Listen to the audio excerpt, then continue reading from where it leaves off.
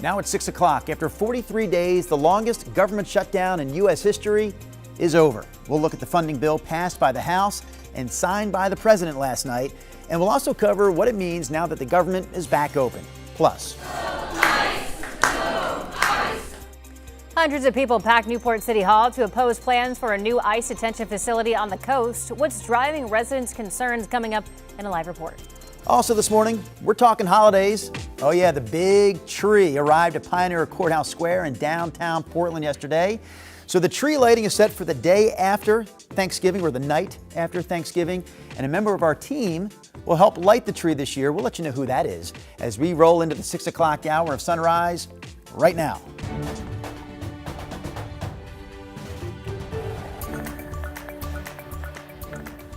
Good morning, and thank you for joining us on your Thursday. I'm China Green. And I'm Drew Carney. All right, Chris and Rod, last year, China and I got to do the honors of helping to light the Christmas tree at Pioneer Courthouse Square. Yes. We're not doing it this year. We aren't. Rod, I don't think you're doing it. Chris, I don't think it's you.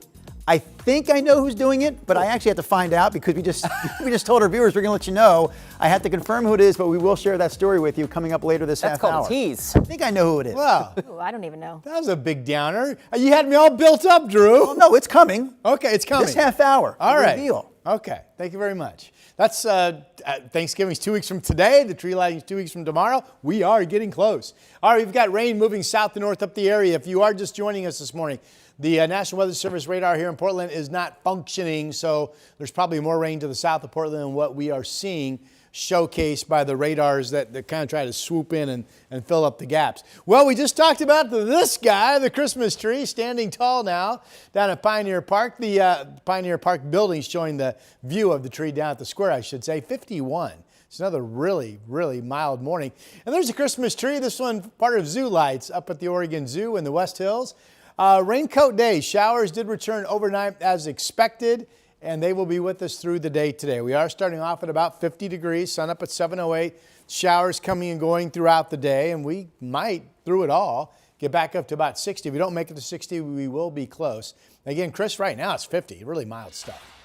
Yeah, it was pretty mild yesterday, too. This is feeling un-November-like, I guess. All right, let's get you over to the east side, I-84 westbound. Portland police dealing with an earlier fender bender. Actually, the call came in as a hit and run over on Interstate 84. This is westbound near 122nd Avenue, or I should say just west of, right near the I-205 split. So there's a little bit of local slowing getting around that. And a reminder, by the way, if you ever come up on a fender bender or something like that on the freeways, you are required by law to move over and or slow down. That's to help keep those emergency responders safe. All right, the rest of the freeway drive still at 6 a.m. on a Thursday morning in pretty good shape, guys. We're rolling along at generally a speed limit clip for now. Chris? House members passed a bill to reopen the federal government, ending the longest shutdown in U.S. history after 43 days. The Senate passed the bill on Monday. The House approved it last night, and President Trump sealed the deal by signing off on the bill at the White House. NBC's Alice Barr has more for us from Washington, D.C. With a vote in the House, the bill is passed, and a presidential signature overnight. The longest government shutdown in U.S. history is now over. The federal government will now resume normal operations. Furloughed federal workers getting back on the job today after 43 days. They and those who worked without pay waiting to hear when their back pay checks will arrive. As airlines work to return to full capacity, the FAA freezing flight reductions at 6% instead of the planned 10% by Friday, with easing staffing shortages set to gradually unsnarl weeks of delays and cancellations. I think it's horrible how politicians, all of them, use us as pawns. SNAP federal food assistance will also grind back into gear for the millions of Americans still waiting for their full November payments, turning to food banks instead.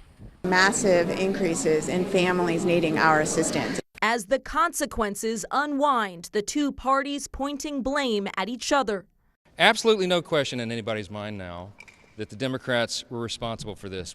Donald Trump and Republicans made the decision to shut the government down. Would rather do that than provide health care that's affordable.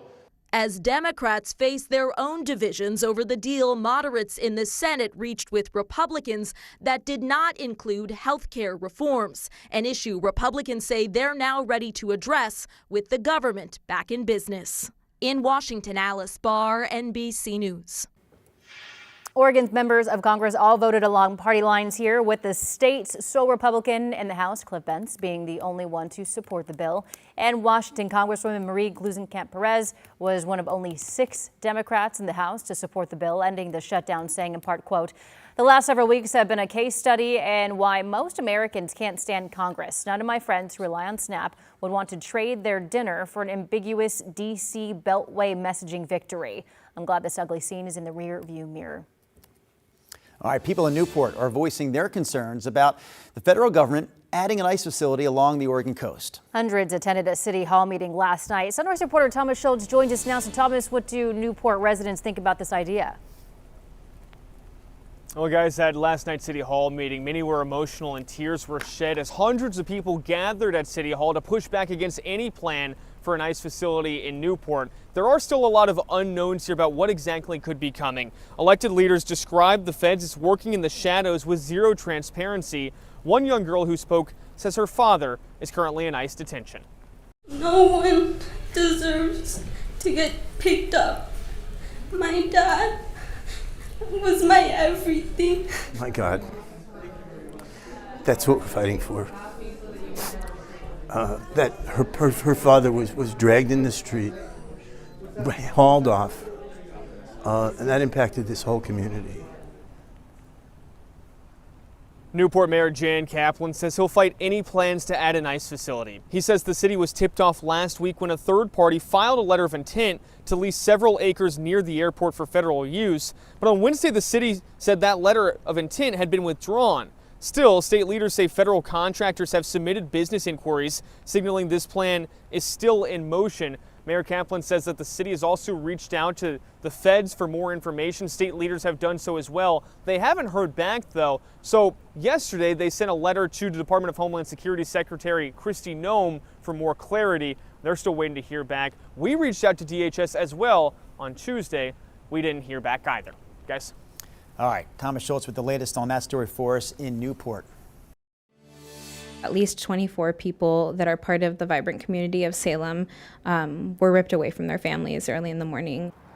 That's some of the reaction from an immigrants' rights coalition in Salem after it says federal agents detained at least 24 people in Oregon's capital city earlier this week. The coalition says at least 9 of the people taken from a van on Tuesday were farm workers who were heading to work.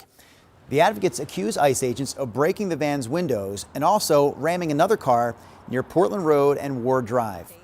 We want to make sure that people have access to their attorneys. We want to make sure that families are prepared because it's really scary what's happening right now. At this point, we're working to get the names of the people who were detained and find out more about their status. So far, both ICE and Homeland Security have not responded to KGW's requests for comment.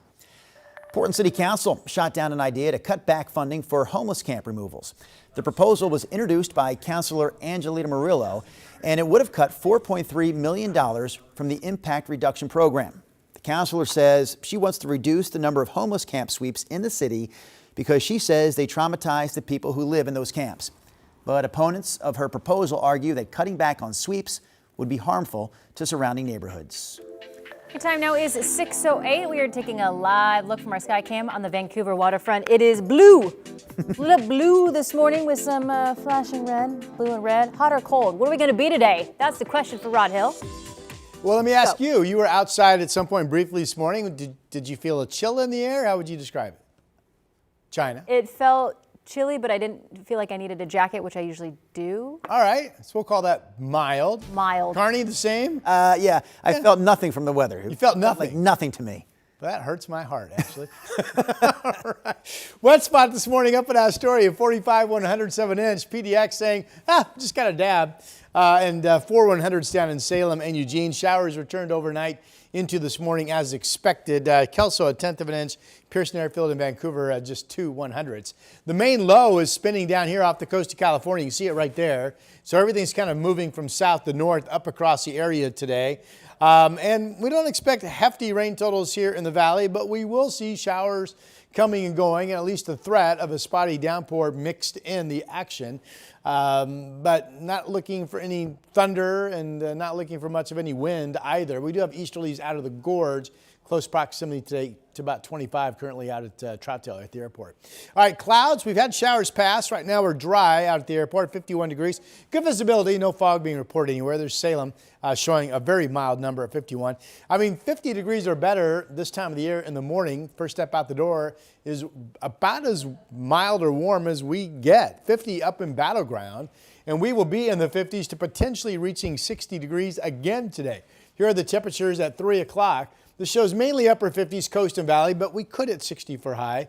And it does give 64 in Bend and 60 degrees out in John Day. So now that the showery weather's back, no big storms, but showers coming and going all the way into your weekend. No cold nights and pretty mild afternoons continuing. Back to you.